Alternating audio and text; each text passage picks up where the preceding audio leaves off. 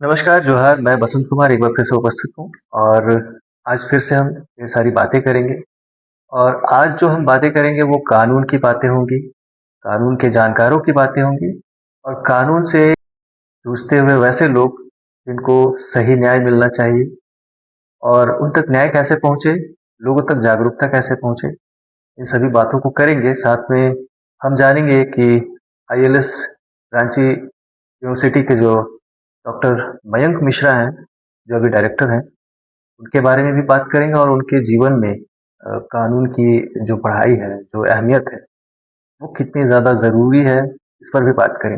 Doctor Mayank Mishra, director ILS Ranchi university. Sir, स्वागत है हमारे इस प्रोग्राम में। धन्यवाद जोहार। जोहार। और क्योंकि हम आज एक ऐसे विषय पर बात करने वाले हैं जो हर इंसान के जीवन में काफ़ी महत्व रखता है। तो इन सभी चीज़ों को शुरू करने से पहले हम व्यक्तिगत तौर पर जब किसी से मिलते हैं तो पहले उनके बारे में जानना चाहते हैं, ताकि हमारे जितने देखने और सुनने वाले हैं उन्हें पता चले कि हम किनसे बात कर रहे हैं। तो सबसे पहला हम आपसे यही पूछना चाहेंगे कि आप अपने बारे में बताएं, अपना परिचय दें और आपकी जो शुरुआती शिक्षा दीक्षा रही, कहाँ से आप बिलोंग करते हैं, ये सारी चीज़ें आप बताएं पहले। जी, मेरा नाम डॉक्टर मयंक मिश्रा है। मैंने BLLB ऑनर्स अपना हिदायतुल्लाह नेशनल लॉ यूनिवर्सिटी जो कि रायपुर में है वहाँ से किया, 5 साल का कोर्स था। और उसके बाद फिर मैं LLM करने के लिए नेशनल लॉ स्कूल बैंगलोर गया। उसके बाद फिर PhD मैंने नेशनल लॉ यूनिवर्सिटी जोधपुर से की। और जब मेरी PhD चल रही थी उस दौरान मैंने झारखंड हाई कोर्ट और सिविल कोर्ट में प्रैक्टिस भी की है अप्रॉक्सीमेटली 12 साल। और ड्यूरिंग कोरोना मेरी PhD कंप्लीट हुई और university of petroleum and energy studies Dehradun में है, वहाँ पे बात हुई। मेरे एक पहचान के हैं सर, वहाँ पे उनसे बात हो रही थी तो बोली कि हमें एनर्जी लॉ के स्पेशलिस्ट चाहिए और मेरा PhD एक्चुअली एनर्जी लॉ में है। तो क्योंकि वो इंस्टीट्यूशन खुद एनर्जी लॉ में काफ़ी काम करता है जो कि एक बहुत ही अनएक्सप्लोर्ड एरिया है अगर हम आज की बात करें तो उनका जैसा कहना था कि हमें एक स्पेशलिस्ट की ज़रूरत है, आप आओ अगर आ सकते हो। तो क्योंकि कोरोना चल रहा था और उतनी ज़्यादा न्यायिक प्रक्रिया और कोर्ट वगैरह में भी उतना काम नहीं चल रहा था, तो मैंने वहाँ पे ज्वाइन किया as an assistant professor UPS में। फिर उसके बाद फिर मैं अभी फ़िलहाल नेशनल लॉ यूनिवर्सिटी उड़ीसा में असिस्टेंट प्रोफेसर के तौर पर हूँ। वहाँ से अभी मैं छुट्टी पे हूँ क्योंकि यहाँ पे मैं कॉन्ट्रैक्चुअल पोजीशन में हूँ। डायरेक्टर का जो पोजीशन है इंस्टीट्यूट ऑफ लीगल स्टडीज़ में। तो अभी फ़िलहाल मेरा 11 महीने का कॉन्ट्रैक्ट था, तो मैं अभी कॉन्ट्रैक्चुअल पोजीशन में यहाँ पे काम कर रहा हूँ। और इसके बाद अगर कॉन्ट्रैक्ट होगा तो आगे बाकी देखा जाएगा। ये तो आपने अपने अनुभव को साझा किया और आप अभी वर्तमान में यहाँ पर हैं। लेकिन आपने जब लॉ की पढ़ाई करने की सोची होगी, तो क्या आपके घर वाले भी इस क्षेत्र में पहले से हैं या आप पहले हैं अपने परिवार में? जी, मैं एक फर्स्ट जनरेशन एडवोकेट था जब मैंने शुरू किया था, तो काफ़ी कठिनाइयाँ होती हैं एक फर्स्ट जनरेशन एडवोकेट को जब वो इस प्रोफेशन में आता है, क्योंकि एक सपोर्ट तो चाहिए होता है। आप क्योंकि एक बहुत ही ऐसे फील्ड में जा रहे हैं जहाँ पे आपका कोई बैक सपोर्ट नहीं है, कोई जानकार नहीं है जो आपको गाइड कर सके, मेंटोर कर सके कि किस तरीके से हम लॉ के फील्ड में प्रैक्टिस करें या कैसे अपना नेटवर्किंग बनाएं सो दैट कि हमारे पास केसेस आए और कोर्ट में किस तरीके से हम अपने केसेस को, क्योंकि केसेस जो होते हैं काफ़ी लंबे चलते हैं, तो किस तरीके से अपने केस को कंडक्ट करना होता है। तो प्रॉपर मेंटरिंग की ज़रूरत होती है कि किस स्टेज में आपको कैसे कैसे प्रोसीडिंग को कैरी फॉरवर्ड करना होता है। और ये बहुत ही लंबा प्रोसेस है, तो पेशेंस काफ़ी चाहिए इसमें और सही गाइडेंस भी चाहिए, क्योंकि केस में जो भी पार्टीज रहते हैं उनका स्टेक्स काफ़ी हाई होता है। तो जिस वजह से एक प्रॉपर मेंटरिंग की तो डेफिनेटली फर्स्ट जनरेशन एडवोकेट को ज़रूरत होती है। तो आपको कैसा लग रहा है कि अब आप अपने परिवार में पहले फर्स्ट जनरेशन वकील या फर्स्ट जनरेशन आप लॉ के स्टूडेंट हैं, जानकार हैं, तो आपको कैसा महसूस होता है आज के टाइम पे इन सभी चीज़ों को देखते हुए? First generation advocates even otherwise, but होता क्या है कि जब आप प्रैक्टिस कर रहे होते हैं तो काफ़ी लोगों को लीगल प्रॉब्लम्स होती हैं, तो वो पूछने आते हैं। क्योंकि लगभग मतलब मैं बोलूँ कि जब मैंने प्रैक्टिस शुरू की थी तो क्योंकि फर्स्ट जनरेशन था, बहुत सारे मेरे परिवार में भी लोग हैं जिन लोगों को या उनके दोस्तों को या उनके फैमिली मेम्बर्स को न्यायिक हेल्प की ज़रूरत होती है या लीगल प्रॉब्लम्स होती हैं, तो वो लोग पूछते थे, पहले भी पूछते थे, अभी भी पूछते हैं। तो आप एक तरह से ये भी लगता है ना कि आप सोशल सर्विस भी कर रहे हैं, कि सही गाइडेंस आप लोगों को दे पाते हैं, कि मतलब क्योंकि लीगल प्रॉब्लम्स बहुत टेक्निकल हो जाती हैं कई बार, चाहे क्रिमिनल प्रॉब्लम्स हो, सिविल प्रॉब्लम्स हो, कई बार टेक्निकल हो जाती हैं, तो उस वजह से एक सही गाइडेंस मिल जाए तो लोग काफी रिलैक्स हो जाते हैं, क्योंकि लीगल प्रॉब्लम में आने के बाद लोगों का थोड़ा मेंटल पीस भी डिस्टर्ब हो जाता है। यानी कि आपका कहना हुआ कि अगर एक व्यक्ति भी घर में एडवोकेट जानकार रखता है, जी लॉ की पढ़ाई कर लेते हैं, तो उसके आसपास जितने भी लोग हैं जी, उन सभी को फायदा होता है। बिल्कुल बिल्कुल और ये बहुत अच्छी बात है, क्योंकि आज के टाइम पे लोग बड़ी बड़ी डिग्रियों के पीछे भाग रहे हैं और बहुत अलग अलग क्षेत्रों में काम कर रहे हैं। लेकिन अगर घर पे बहुत सारी चीजें अगर मिलकर एक सपोर्ट सिस्टम बनाए तो बहुत फायदा होता है। बिल्कुल। और हमारे इंडिया की बात करें तो इन सभी चीजों को लेकर के अभी थोड़ी सी जागरूकता बढ़ी है। अब हम आपसे ये जानना चाहेंगे कि आपने जब शुरुआत की होगी, पढ़ाई किया होगा अपने इस क्षेत्र में, तब की बात कुछ और रही होगी। लेकिन जब आपने काम करना शुरू किया, क्योंकि पढ़ाई और काम के बीच में बहुत बड़ा डिस्टेंस है, गैप है, बिल्कुल बहुत बिल्कुल। सारी एक्सपीरियंस की जरूरत पड़ती है। तो उस टाइम पे कॉलेज से निकलने के बाद जब आपने इस क्षेत्र में काम करना शुरू किया, तो आपको क्या लगा कि ये किस क्षेत्र में हम आ गए हैं और क्या क्या चैलेंजेस आपको फेस करने पड़े? जी देखिए, मैं पहली बात तो ये बताऊंगा कि मुझे अपने प्रोफेशन से बहुत ज़्यादा प्यार है और मैं बहुत अपने आप को ब्लेस समझता हूँ कि मैं इस प्रोफेशन में आया। और सबसे इम्पोर्टेंट चीज़ ये है कि इस प्रोफेशन में एक तो आपको पढ़ना काफ़ी ज़्यादा पड़ता है, आपको रेगुलर स्टडीज़ में रहना पड़ेगा, अपडेट रहना पड़ेगा, क्योंकि कई बार ये होता है सुप्रीम कोर्ट के वेरियस हाई कोर्ट्स के डिसीजंस आते हैं लॉ पॉइंट्स के ऊपर, तो आपको अपडेट रखना पड़ेगा अपने आप को, क्योंकि लॉ बहुत सारे ऐसे हमारे देश में कानून हैं जो बहुत पुराने बने हुए हैं। तो अगर कोई ऐसा कानून आता है सुप्रीम कोर्ट, क्योंकि फाइनल जो अथॉरिटी है हमारे देश में, सुप्रीम कोर्ट जो भी लॉ डिक्लेयर करता है वो फाइनल होता है, तो उस तरीके से सुप्रीम कोर्ट के जजमेंट्स भी हैं जो वो बाइंडिंग होते हैं, तो वो लॉ भी सभी को मानना होगा। तो इस वजह से हम लोग को अपने आप को अपडेट रखना पड़ता है। और जब मैंने पढ़ाई शुरू की थी और आज के दौर को अगर हम कंपेयर करें तो टेक्नोलॉजी का बहुत ज़्यादा हाथ है उसमें। पहले जब हमने पढ़ाई शुरू की थी तो उस समय पे टेक्नोलॉजी इतना ज़्यादा नहीं था। अभी टेक्नोलॉजी के ऊपर बहुत सारे कानून भी बन चुके हैं। फ्रॉड करने का तरीका या बहुत सारे ऐसे क्राइम्स हो चुके हैं जो ऑनलाइन बेस्ड हो गए हैं, तो उसमें नए नए कानून आ रहे हैं। तो उन कानून से लोगों को किस तरीके से उनको यूज करना है, किस तरीके से लोगों को जागरूक करना है। जैसे गवर्नमेंट ऑफ इंडिया अपने तरफ से तो करती ही है कि आप कोई भी अननोन लिंक को क्लिक ना करें या किसी भी एसएमएस का रिस्पॉन्ड ना करें। इस तरीके की जितनी भी ऑनलाइन चीजें आजकल बढ़ गई हैं, तो वो तो गवर्नमेंट ऑफ इंडिया भी उस चीज पे काम करती है। बट हाँ, कानून की पढ़ाई में भी हम लोग टेक्नोलॉजी का काफी ज्यादा उपयोग करते हैं आज की। जी बिल्कुल बिल्कुल, आज की डेट में अगर तकनीक की बात करें तो विकास में तकनीक का बहुत बड़ा योगदान है। आज के टाइम पे एआई भी अब हर चीज में शामिल हो चुका है। बिल्कुल।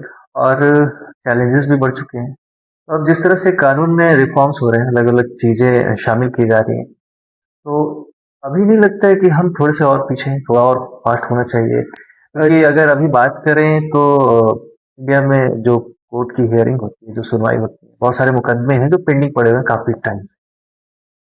तो टेक्निक का इस्तेमाल क्या प्रॉपरली नहीं हो पा रहा है, या फिर क्या सिस्टम ऐसा छूट रहा है जो डेवलपमेंट के कारण से, जी कल ही मैं एक हाँ कि सही समय पर लोगों को सही न्याय नहीं मिल पा रहा है। ये तो बात मैं बिल्कुल आपसे इत्तेफाक रखूंगा कि मुकदमे जो है हमारे देश में काफी ज्यादा पेंडिंग है। कल ही मैं एक वीडियो देख रहा था, वो जानकारी भी मैं साझा करना चाहूंगा आपसे कि एक्सपर्ट्स जो हैं, टेक्नोलॉजी के एक्सपर्ट्स हैं, वो बोलते हैं कि जैसे एंथ्रोपिक करके कंपनी है, बाहर की कंपनी है, यूएस की कंपनी है, तो उन्होंने अभी बहुत सारे अपने एप्लीकेशंस लॉन्च किए हैं जिसमें कि बीपीओ, केपीओज, आईपीओज, ये सारे जितने भी बैकएंड वर्क्स होते हैं कंपनीज के, वो पूरे के पूरे जॉब्स उससे खत्म हो जाएंगे।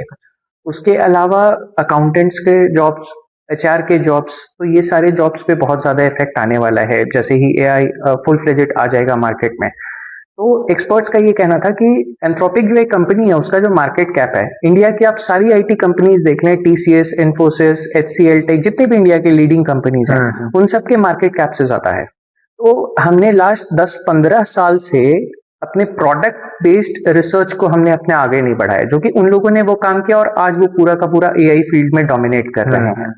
तो इंडियन कंपनीज इस चीज में 10 से 15 साल में इन्होंने क्योंकि कुछ काम नहीं किया, वो पीछे रह गई हैं आज के डेट में। और उनको आज बाहर की कंपनीज जैसे चैट जीपीटी या ओपन एआई जो नेटवर्क है उनका, उसके बाद क्लॉड का जो एप्लीकेशंस आया है, एंथ्रोपिक कंपनी, और भी बहुत सारी कंपनीज हैं जो कर रहे हैं पार्टनरशिप्स इंडियन कंपनीज के साथ। क्योंकि हमने उस चीज पे रिसर्च नहीं किया, तो हम इंडिजीनियस लेवल पे काफी पीछे हैं। और आज अगर आप एआई की बात करेंगे तो देखिएगा कि आप ज्यादा से ज्यादा यूएस बेस्ड कंपनीज हैं। तो आज की डेट में अगर हम कुछ भी चीज इंपोर्ट करते हैं, चाहे जुडिशियल सिस्टम में अगर हम एआई की बात करें, जो कि बहुत इंपॉर्टेंट भी है, क्योंकि कुछ दिन पहले आपने अगर देखा होगा, न्यूज में भी था कि सुप्रीम कोर्ट ने कुछ एडवोकेट्स को बोला है कि आप मतलब एआई जनरेटेड स्क्रिप्ट्स और पिटिशंस फाइल नहीं कर सकते। तो उस चीज पे काफी नाराजगी जताई सुप्रीम कोर्ट ने की है, और कंसर्न भी जताया है कि अगर हम एआई से ही सारा काम कर पाएंगे तो हमारा अपना एनालिटिकल स्किल पूरे तरीके से, अपना जो पर्सनल लेवल पे जो हमारी स्किल्स होती हैं वो बहुत ज्यादा डैमेज होंगी। तो इस चीज को लेके एआई अगर हमारे लिए फायदा करेगा तो एआई कहीं ना कहीं नुकसान भी करेगा।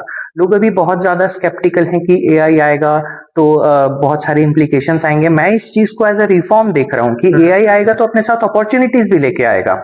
हाँ, कुछ चीजें वाइप आउट होंगी क्योंकि वो इनएफिशिएंट हैं।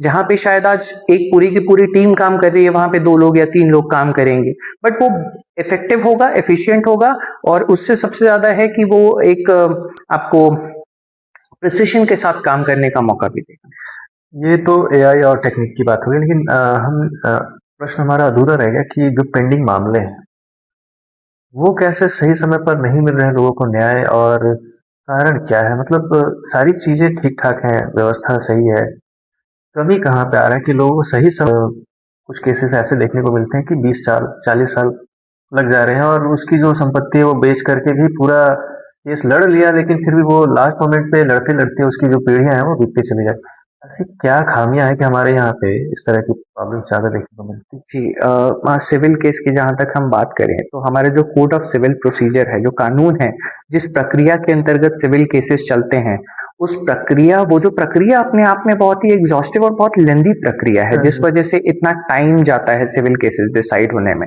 ये बात आपने बहुत सही की। मेरे पर्सनल काफी केसेस थे जिसमें कि मतलब सेकंड जनरेशन, थर्ड जनरेशन जो है वो अपने प्रॉपर्टी के लिए फाइट कर रहे हैं, बट उनको अभी तक जस्टिस नहीं मिल पाया है। तो एआई का इसमें बहुत बड़ा हाथ हो सकता है कि उन केसेस को हम शॉर्टलिस्ट करें जो कि बहुत साल से पेंडिंग है, एक कैटेगरी बना लें कि 20 साल से ऊपर के जो केसेस हैं या 10 से 20 साल के जो केसेस हैं और विद इन 10 ईयर्स के जो केसेस हैं, और जो पुराने केसेस हैं उनको हम प्रायोरिटी बेसिस पे डिस्पोजल करें और जल्दी डिस्पोजल करें। तो एआई इस कैटेगराइजेशन में काफी हमें हेल्प कर सकता है। तो जितने भी देश में मामले हैं उनको हम सिलेक्ट करके पहले डिस्पोजल करें, सो दैट कि जस्टिस हम ज्यादा से ज्यादा लोगों को दे पाएं। देखिए, एक और चीज मैं इसमें हाईलाइट करना चाहूंगा, जो कि पहले भी हाईलाइट की जा चुकी है, कि हमारे देश में जो नंबर ऑफ जजेस हैं एज कंपेयर टू पेंडिंग मामले, वो काफी कम है, रेशियो काफी कम है। तो इस वजह से डिस्पोजल हो नहीं सकता है, क्योंकि कोर्ट में जब मैटर जाता है तो कोर्ट को दोनों पक्षों को सुनना होता है, एविडेंस को देखना होता है, एविडेंस को अप्रिशिएट करना होता है, उसकी एक पूरी प्रक्रिया होती है। तो उस प्रक्रिया को फॉलो करने में टाइम लगता है और कोर्ट ऐसे ही डिसीजन नहीं दे सकता। तो उसको, आपने यहाँ पे जजेस की कमी की बात की, तो इसका जी, मतलब अगर इंडिया में देखें तो लॉ स्टूडेंट्स काफी हैं, पढ़ाई कर रहे हैं और कहीं ना कहीं वो प्रैक्टिस भी कर रहे हैं। तो क्या कि जजेस की कमी होने का जो कारण है वो क्या है? क्यों क्यों अपॉइंटमेंट सही टाइम पे नहीं हो रहा, और पेंडिंग केसेस से ज्यादा वकीलों की और जजेस संख्या जो है वो देखने को मिलती है, तो इसका कारण क्या मान सकते हैं? देखिए, जो अपॉइंटमेंट का प्रोसेस है वो प्रोसेस कंप्लीट करने में जो है वो काफी टाइम लगता है। हालांकि इसमें भी एआई काफी हेल्प कर सकता है, जो एक डैशबोर्ड क्रिएट किया जा सकता है जिसमें कि जो अपॉइंटिंग अथॉरिटीज हैं, जैसे सुप्रीम कोर्ट, हाई कोर्ट के जजेस को अपॉइंट करते हैं या करवाते हैं, जो कॉलेजियम सिस्टम के थ्रू होता है पूरा का पूरा प्रक्रिया, तो वो डैशबोर्ड उनको पहले ही इंटीमेट कर देगा कि इस हाई कोर्ट में इस डेट को इतने जजेस रिटायर होने वाले हैं। तो वो 1 महीने, 2 महीने, 3 महीने पहले अपनी प्रोसेस को शुरू करके वो टाइमली अपॉइंटमेंट्स वगैरह कर सके। और क्योंकि अपॉइंटमेंट की प्रक्रिया जो हमारे देश में सरकारी प्रक्रिया है, हर जगह पे मतलब आप सरकार में अगर देखें तो प्रक्रिया टाइम लेती है। तो मेन रीजन तो वही है कि अपॉइंटमेंट्स काफी डिलेड होते हैं, जैसे उसमें भी सिग्निफिकेंट अमाउंट ऑफ टाइम जाता है। तो ये जितने भी अपॉइंटमेंट के एग्जाम्स होते हैं, जैसे एनजीएससी का बीच में बिल आया था, तो एनजीएससी में ये प्रपोजल गया था कि एक हम सेंट्रल अथॉरिटी बनाएं जो पूरे के पूरे इंडिया में डिस्ट्रिक्ट लेवल पे जो जुडिशरी होती है उसका अपॉइंटमेंट उस एग्जाम के तहत होगा। लेकिन फिर उसको हालांकि सुप्रीम कोर्ट में जजमेंट के थ्रू बोला कि वो अनकॉन्स्टिट्यूशनल स्कीम है, उस स्कीम को और बेहतर बनाने की जरूरत है। तो इस वजह से वो स्कीम अभी आ नहीं पाई है। तो टाइमली, ये तो खैर रिफॉर्म का बात है, क्योंकि जुडिशरी को सरकार के साथ बैठ करके, इनफैक्ट मैं तो बोलूंगा कि एक स्कीम बनाना चाहिए जिस के तहत टाइमली अपॉइंटमेंट्स हो सके, सो दैट कि जजेस की कमी एटलीस्ट ना हो। और एक प्रश्न जो आम आदमी के मन में भी उठता है और लगभग लगभग सभी के मन में ये सवाल सवाल जो है उठता ही होगा। आपने भी देखा होगा कि चाहे वो बड़े पद पर हो जी। या फिर सरकार में हो, उनका अगर कोई केस लगता है तो वो दौड़े दौड़े सुप्रीम कोर्ट चले जाते हैं या हाई कोर्ट चले जाते हैं, और कोर्ट भी जो है उनको प्रायोरिटी देते हुए तुरंत सुनवाई करना शुरू कर देती है। तो जो आम आदमी है उसके मन में ये प्रश्न जरूर उठता होगा कि हमने केस इतने समय से फाइल कर रखा है, इतना खर्चा कर रहे हैं, और हमारा केस जो है वो साइड में रखा हुआ है, फाइल धूल खा रही है फाइल, लेकिन ये लोग कि तुरंत जाते हैं, कोर्ट भी तुरंत सुनवाई करती है। तो उनको कहीं ना कहीं ये फील होता हो कि हमारा जो सिस्टम है वो पक्षपाती हो गया है।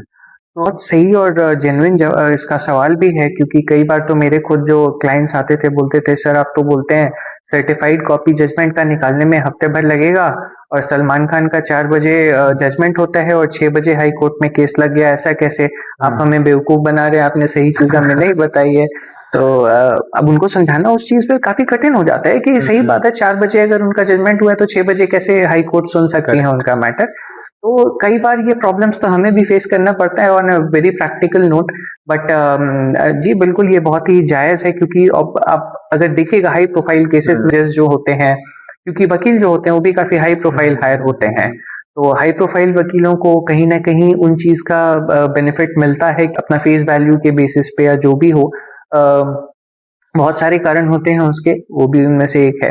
तो लगते हैं उनके मैटर्स जल्दी, हालांकि आम आदमी के मैटर्स वैसे नहीं लग पाते हैं, ये बात तो सच्चाई है, इसमें कोई झुठलाने वाली बात नहीं है, या इस पे दो राय हम ले नहीं सकते हैं, तो रियलिटी है और इस चीज को हमें एक्सेप्ट करना पड़ेगा। प्रॉब्लम वही है ना कि बहुत ज्यादा मैटर्स पेंडिंग है और फ्रेश फाइलिंग इतनी ज्यादा होती है। जो केसेस जब मैं प्रैक्टिस कर रहा था तो वहां पे अगर मान लीजिए 100 केसेस फाइल होते थे, आज के डेट में वो संख्या बढ़ के 500 हो गई है।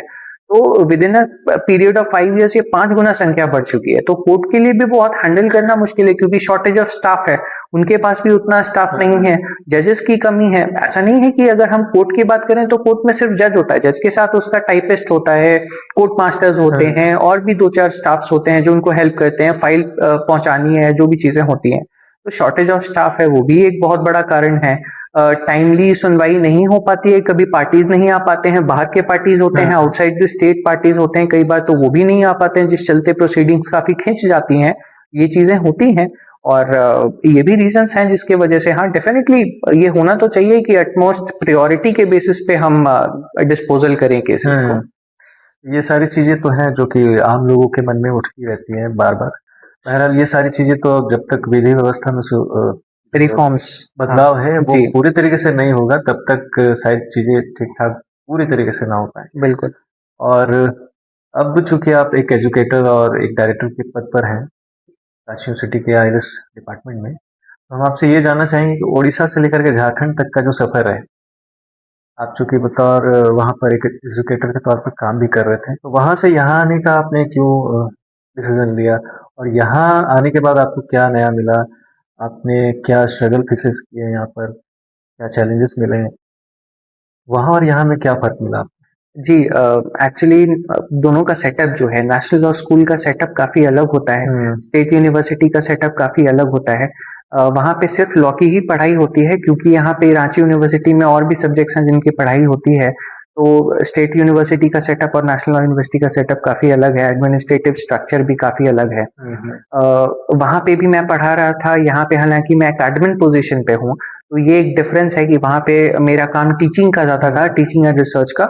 यहाँ पे मेरा एडमिन का काम है, पूरे चीजों को देखना, उनको संभालना, उनको मैनेज करना, वो एक एडमिन पोजीशन का काम होता है।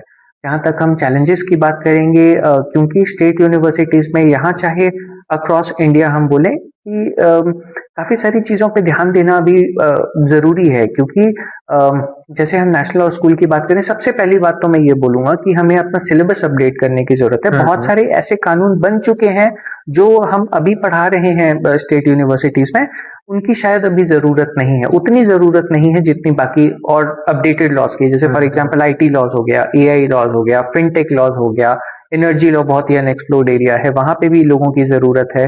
मार्केट में डिमांड है काफी ज्यादा, क्योंकि मैं खुद इस फील्ड से बिलोंग करता हूं, तो मैं बता सकता हूँ कि मार्केट में बहुत ज्यादा शॉर्टेज है जो बच्चे एनर्जी लॉज में या फिनटेक लॉज में अपना पढ़ाई करके जाते हैं या उनके एक्सपीरियंसेस होते हैं। तो एक ये प्रॉब्लम है। दूसरा प्रॉब्लम ये है कि हमें प्लेसमेंट्स पे भी बहुत ज़्यादा ध्यान देने की ज़रूरत है। मार्केट का जो डिमांड है और जो हम पढ़ा रहे हैं, जिस तरीके से बच्चों में स्किल डेवलप करने का जो है हमारा पैटर्न जो है, उस चीज़ पे हमें काफ़ी ज़्यादा ध्यान देने की ज़रूरत है। एक तो वो पॉइंट मैं हाईलाइट करना चाहूँगा।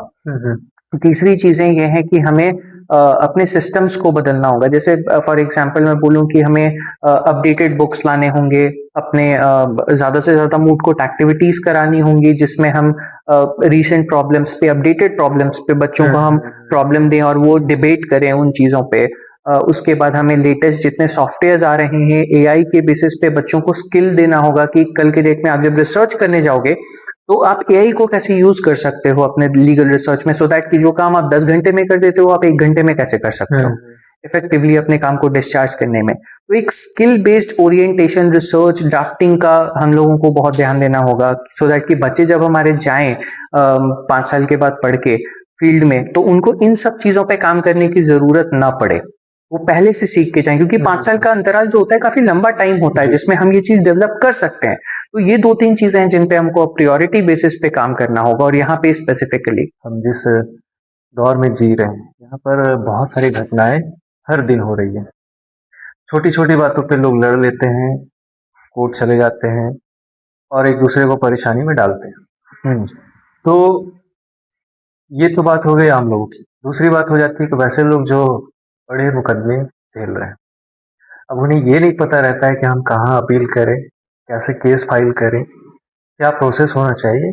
ये सारी चीज़ें उन्हें पता नहीं होती हैं, तो वो किसी न किसी वकील से संपर्क करते हैं और फिर वो अपना काम करवाते हैं। लेकिन आम तौर पर लोगों को बेसिक जो जानकारी है वो होनी बहुत ज़रूरी है। तो ऐसी कौन सी प्रक्रिया है जो किसी केस को फाइल करने के लिए या फाइल करने से पहले एक आम आदमी को तैयार कर लेना चाहिए, तब वकील से संपर्क करना चाहिए? तो वो बेसिक चीज़ें क्या है जो लोगों को जाननी चाहिए? इनफैक्ट मैं यहाँ पे एक स्ट्रैटेजी बता सकता हूँ जो लोगों को करना चाहिए कि जितने भी लॉ कॉलेजेस हैं, ठीक है, और डालसा हो गया या फिर यहाँ झारखंड की अगर बात करें तो डिस्ट्रिक्ट लीगल सर्विसेज अथॉरिटी है, स्टेट लीगल सर्विसेज अथॉरिटी है, तो वकील के पास जाने से पहले एक बार वहां पे पहुंचे। वहां पे ऑलरेडी वकील रहते हैं, आप अपना केस बताएं, वो आपको डिटेल में सारी चीजें बताएंगे। और ये सारी प्रक्रिया जो होती है निःशुल्क होती है, इसमें कोई चार्ज नहीं लगता। ये सरकार की तरफ से एक विधिक सहायता के तौर पे लोगों को दी जाती है, जो उनका मौलिक और सैद्धांतिक अधिकार भी है। ठीक है, तो इसमें क्या है कि लोग वहां पे जाएं, अपने प्रॉब्लम्स बताएं।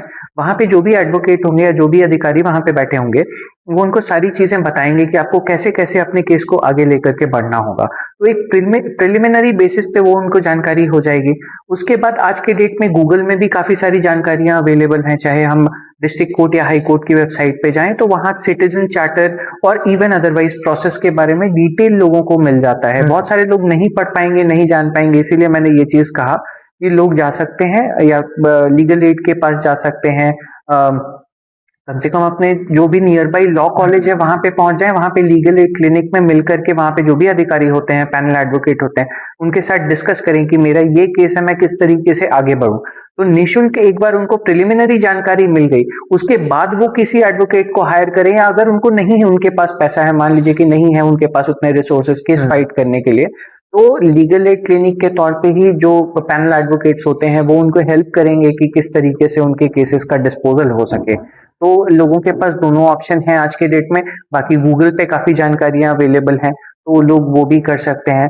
आजकल मैं वही बता रहा था कि जैसे मेरे पास भी कुछ क्लाइंट आते थे, तो पहले से पढ़ के आते थे कि सर गूगल पे तो ऐसा दे रखा है, आप इस तरीके से बता रहे हैं। तो मैं बोला कि आप गूगल पे देख के कोई मेडिसिन लेते हैं क्या? तो उन्होंने बोला नहीं, हम डॉक्टर के पास जाते हैं। तो उसी तरीके से आपको पहले एक अधिवक्ता से बात करनी होगी, उसके बाद आप गूगल से जानकारी ले सकते हैं कि हाँ ये चीज सही है या नहीं है। हालांकि सुप्रीम कोर्ट ने भी अब बहुत चीजों को मतलब एक तरीके से क्या बोलेंगे उसको, बहुत आसान कर दिया है कि आप लाइव स्ट्रीमिंग देख सकते हैं सुप्रीम कोर्ट के प्रोसीडिंग्स का। अब जजमेंट्स फ्री में अवेलेबल हैं जो कि पहले नहीं होते थे, तो अब जजमेंट भी फ्री में अवेलेबल हैं, लोग डाउनलोड करके पढ़ सकते हैं गूगल पे। तो वो सारी चीजें भी काफी आसान हो गई हैं अगर हम कॉमन आदमी की बात करें तो ये सारी चीजें हैं। पहले लीगल एड एक बार उनको देखना चाहिए। कानूनी प्रोसेस में जो काम किया जाता है। उसमें फाइलिंग जब भी होती है किसी केस की, तो उसका जो प्रोसेस है वो तो लोगों को पता बहुत कम होता है। वकील के थ्रू ही उनको वो सारी चीज़ें पता चलेंगी। लेकिन कुछ-कुछ चीज़ें ऐसी हैं जो लोग सिर्फ़ नाम से जानते हैं, जैसे एफआईआर, पीआईएल या फिर रिट याचिका हुँ, जो दायर की हुँ, जाती है, हुँ, या फिर किसी केस को करने से पहले कुछ पेपर्स डॉक्यूमेंट्स बनाने हैं तो उसके हुँ, बारे में। हुँ। तो यहाँ पे मोटा-मोटी तौर पे बात करें तो एफआईआर क्या होता है और पीआईएल, ये 2 चीज़ें क्या होती हैं और इनमें क्या अंतर है? इसके बारे में बताएँ। बिल्कुल। एफआईआर जो होता है इसको बोलते हैं फर्स्ट इंफॉर्मेशन रिपोर्ट, मतलब किसी की घटना की सबसे पहली जानकारी जो दी जाती है उसको एफआईआर बोलते हैं। हुँ। तो मान लीजिए कि अगर किसी ने रोड पे कहीं कोई एक्सीडेंट देखा, अनफॉर्चुनेटली वहां पे किसी का डेथ हो जाता है, तो वो भी नियरेस्ट पुलिस स्टेशन में, एफआईआर का ऐसा नहीं है कि जो कंसर्न्ड आदमी है वही पुलिस स्टेशन में जाएगा तो एफआईआर होगा। हुँ। कोई भी आदमी घटना की जानकारी अगर पुलिस को देता है तो पुलिस उसको एफआईआर के तौर पे रजिस्टर करती है और उसमें देखती है कि कोई क्रिमिनल एक्ट हुआ है कि नहीं या कोई क्राइम हुआ है कि नहीं। और अगर पुलिस को प्रथम दृष्टया समझ में आता है कि हाँ कोई क्राइम हुआ है, तो जो रेलेवेंट सेक्शंस होते हैं उसका सेक्शन नोट करके एक पर्सन को, जो एएसआई होता है, उसको डेजिग्नेट कर दिया जाता है, एक पुलिस ऑफिसर को, कि आप इस केस का इन्वेस्टिगेटिंग करेंगे। वो इन्वेस्टिगेटिंग ऑफिसर उसको नियुक्त कर दिया जाता है और इमीडिएटली एफआईआर रजिस्टर होने के बाद वो मामला चले जाता है उस क्षेत्र, थाना क्षेत्र के जो भी मजिस्ट्रेट नियुक्त होते हैं उनके पास। तो इस तरीके से एफआईआर करने के बाद कोई क्राइम हुआ है कि नहीं इसका पूरा जांच होता है और जो कि जांच का जो रिपोर्ट होता है वो कोर्ट में प्रस्तुत होता है। कोर्ट डिसाइड करती है कि वहां पे कोई भी क्राइम हुआ है कि नहीं, अगर हुआ है तो कौन रिस्पॉन्सिबल है, किसको सजा होगी और कौन विक्टिम है, वो सारी चीजें फिर वो न्यायिक प्रक्रिया का पार्ट हो जाते हैं। तो एफआईआर एक तरीके से मतलब क्रिमिनल जो हमारा जो भी सिस्टम घटना, है, हाँ, जो हाँ भी सिस्टम है, उसको चालू करने का सबसे पहला सीढ़ी है। घटना। तो एफआईआर वो हो गया। और दूसरी चीज आपने पूछा पीआईएल, जनहित याचिका इसको हिंदी में बोलते हैं, कि ये बहुत एक इम्पॉर्टेंट कॉन्सेप्ट है हमारे उसमें जो आया है लॉ में। पहले नहीं था ये चीज, सब्सिक्वेंटली ये चीज डेवलप हुई कि जहां पे बहुत ज्यादा लोगों को इम्पैक्ट कर रही है कोई चीज, जैसे पूरे के पूरे वन को हटाया जा रहा है, जो कि अभी रिसेंट अरावली हिल्स में भी जो आया था मामला। तो उस तरीके से अगर कोई वाइड स्प्रेड मामला है जो कि बहुत लोगों को इम्पैक्ट कर रहा है, तो वहां पे जरूरी नहीं है कि कौन आदमी जाएगा, कोई एक एनजीओ भी होगी जो कि जन हित के लिए काम करती होगी, वो भी जा सकती है। तो ये जो लोकस स्टैंडई का प्रिंसिपल हम लॉ में बोलते हैं कि आपका इस केस में क्या स्टैंडिंग है, तो उस प्रिंसिपल को कोर्ट ने काफी रिलैक्स किया।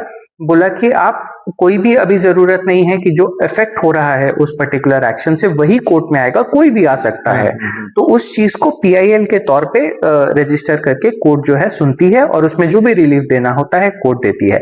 इनफैक्ट अब कोर्ट के पास, क्योंकि हाई कोर्ट और सुप्रीम कोर्ट के पास काफी ज्यादा पावर्स हैं, तो वो सुओ मोटो कॉग्निजेंस भी ले लेते हैं कई मैटर्स का। अगर कोई स्वतः संज्ञान लेना जिसको बोलते हैं, तो अगर कोई न्यूज़पेपर रिपोर्ट है या कोई अगर किसी ने चिट्ठी लिखी है, तो उन चीजों पे भी कोर्ट अगर चाहे तो संज्ञान ले सकता है कि हाँ ये एक इम्पोर्टेंट मैटर है और इसको वो कोर्ट सुनता है और उसमें रिलीफ भी ग्रांट करता है। तो ये चीजें हैं जो लोगों को जाननी चाहिए, और कानून से जुड़ी हुई बहुत सारी चीजें हैं जो आए दिन लोग सामना करते ही हैं उन सब चीजों का। लेकिन जब हमने शुरुआत की बातचीत की तो आपने अपने बारे में बताया कि घर के आप पहले ऐसे विद्यार्थी हैं जो लॉ की पढ़ाई की है और इस क्षेत्र में काम कर रहे हैं। तो कोई भी जो विद्यार्थी आज के समय में लॉ की पढ़ाई करना चाहता हो या तैयारी कर रहा हो इस क्षेत्र में आने के लिए, तो किन बातों का ध्यान रख करके वो इस क्षेत्र में आए, किन चैलेंजेस से होकर के उसे गुजरना होगा और माइंड सेट करके आना चाहिए? जी, आज के डेट में जैसे मैं क्योंकि यूपीएस में था तो वहाँ पे एक प्रोग्राम होता था उनका, जिसमें ये क्या करते थे ना कि एक टीम भेजते थे सारे डिस्ट्रिक्ट्स में, जिसमें 12th के बच्चों को टारगेट किया जाता था। उनको बताया जाता था कि कानून में आप अगर एडमिशन ले रहे हैं तो आपको क्या क्या अपॉर्चुनिटीज मिलेगी, कहाँ कहाँ आप जा सकते हैं। तो ये एक बहुत इंपॉर्टेंट चीजें हैं कि कोई भी बच्चा जो कानून का अगर तैयारी कर रहा है तो उसको पहले ये पता होना होगा कि मैं अगर ये कोर्स करता हूं तो मैं कहाँ जा सकता हूँ, मैं मेरे लिए क्या क्या अपॉर्चुनिटीज अवेलेबल हैं आज के डेट में। तो सबसे पहली चीज तो ये है वकालत। सभी हम जानते हैं कि लॉ पढ़ने के बाद हम वकालत कर सकते हैं। दूसरी चीज ये है कि आज के डेट में जितनी कंपनियां हैं उन कंपनियों का एक इन हाउस लीगल डिपार्टमेंट होता है। तो वो जो लीगल डिपार्टमेंट होता है वहां पे भी रिक्वायरमेंट होती है। तीसरी चीज आज के डेट में काफी इंडिया में बढ़ गई है कि लॉ फॉर्म्स एक समूह होता है। लॉ फॉर्म्स अभी कॉर्पोरेट अगर हम बात करें तो कॉर्पोरेट कॉम्प्लायंसेस के या नए प्रोजेक्ट के फाइनेंसेस के या नए प्रोजेक्ट के लीगल रिक्वायरमेंट्स के जो होते हैं काम, तो वो लॉ फर्म्स काफी काम करते हैं उन चीजों में। तो वो एक समूह होता है एडवोकेट्स का जो एक पर्टिकुलर सर्विस के लिए, एक पर्टिकुलर प्रोजेक्ट के लिए असिस्ट करता है। जैसे बाहर की बहुत सारी कंपनियां अभी इंडिया में आ रही हैं, तो उनको तो इंडियन लॉज के बारे में जानकारी नहीं है, तो वो एक लॉ फर्म को हायर करती हैं। लॉ फर्म उनको इंडिया में कैसे प्लांट सेटअप करना है या जिसके साथ भी वो वेंचर करना चाहती हैं, तो क्या क्या लीगल कॉम्प्लायंसेस होते हैं, क्या नुएंसेस होते हैं, तो एक तरीके से लीगल एडवाइस देते हैं उनके प्रोजेक्ट को इंडिया में इंप्लीमेंट करने में। लीगल जो भी मामला आता है तो उसको सहायता करते हैं। बिल्कुल। उसके बाद बहुत सारे हमारे बच्चे हैं आज के डेट में जो पढ़ के बाहर जा रहे हैं, बाहर भी बैरिस्टर बन रहे हैं या मल्टीनेशनल कंपनीज में जिनको जॉब मिल रही है, कंसल्टेंसी की जॉब मिल रही है। तो आज के डेट में लॉ का जो स्कोप है वो बहुत ज्यादा वाइड हो चुका है, क्योंकि 1990 के बाद क्योंकि इंडिया ने अपने डोर्स ओपन किए लिबरलाइजेशन की तरफ, तो बहुत सारी मल्टीनेशनल कंपनीज इंडिया में आई, तो इंडिया में टैलेंट उनको देखा, तो वो इंडिया के जो भी अपने हायरिंग होती है वो हायरिंग करके बच्चों को अपने कंट्री में भी ले जाते हैं, उनको बाहर के प्रोजेक्ट्स भी देते हैं कि आप इन प्रोजेक्ट्स को देखो। तो आज के डेट में अगर हम बच्चों को ये सारी चीजें बताएं कि आपका ये एवेन्यूज है, और ये बातें हमें तब बतानी पड़ेंगी जब बच्चा लॉ सेलेक्ट करने जा रहा है, उससे पहले, सो दैट कि वो अपने माइंड में क्लियर होके सेलेक्ट करे कि हाँ मुझे जुडिशरी में जाना है, मुझे जज बनना है, मुझे एडवोकेट बनना है।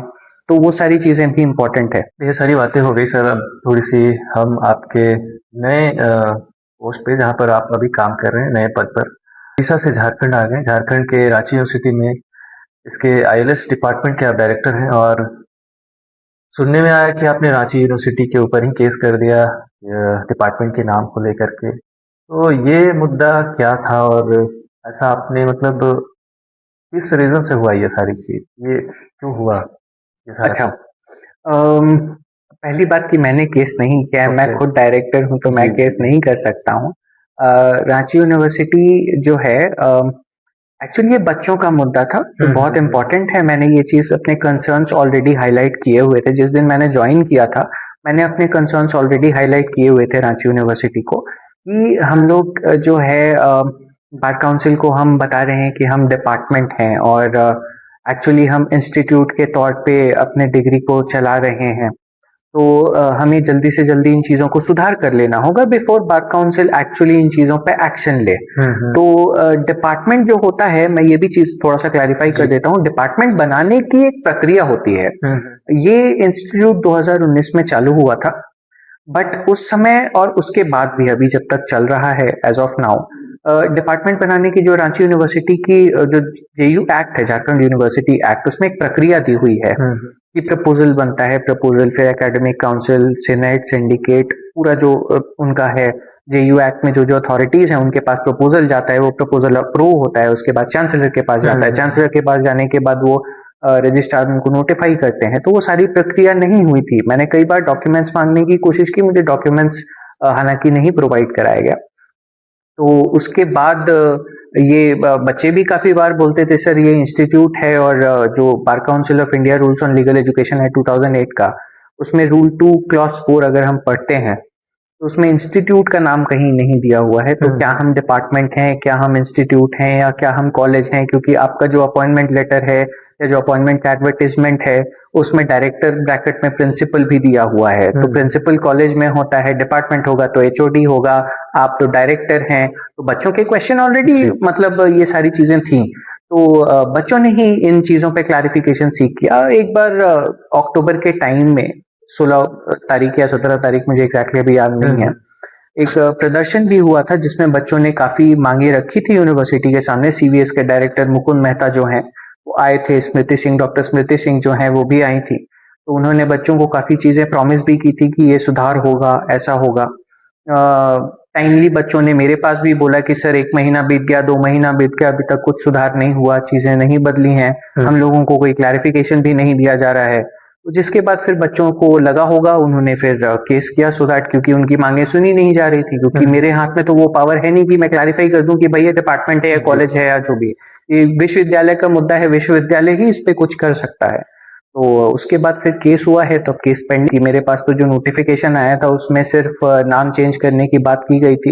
हालांकि मैंने अपने तरफ से उस चीज में रिप्लाई किया है कि अभी तो इंचार्ज वाइस चांसलर हैं, तो वो तो नाम नाम को लेकर के मतलब बच्चों में डर था कि जो डिग्री है वो इनवैलिड ना हो जाए, या फिर समस्या सिर्फ नाम को लेकर थी या फ्यूचर को लेकर के था?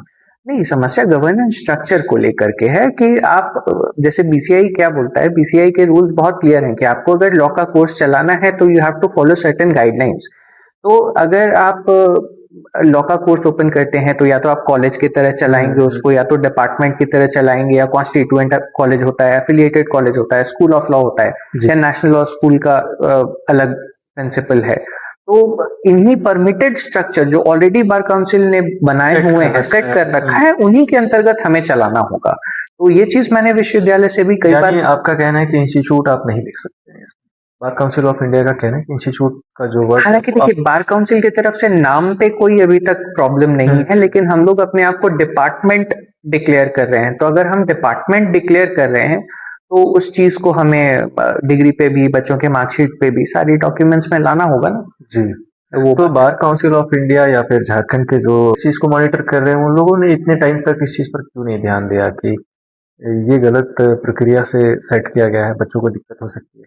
अब इस चीज पे मैं बहुत ज्यादा नहीं बोल पाऊंगा क्योंकि मेरे को आए हुए खुद 11 महीने ही हुए हैं। तो पहले की क्या चीजें रही, क्यों नहीं ध्यान दिया गया, अब ये तो यूनिवर्सिटी के अधिकारी बता पाएंगे। हो सकता है कि मतलब तो क्या हम यहाँ पे जानना चाहेंगे कि इस प्रक्रिया में इस तरह से जो नाम लिख करके कहीं पर भी, ऑल ओवर इंडिया की बात कर रहा हूँ, किसी भी स्टेट की, अगर वो इंस्टीट्यूट लिख करके लॉ कॉलेज चला रहे हैं तो बच्चों को दिक्कत हो सकता है?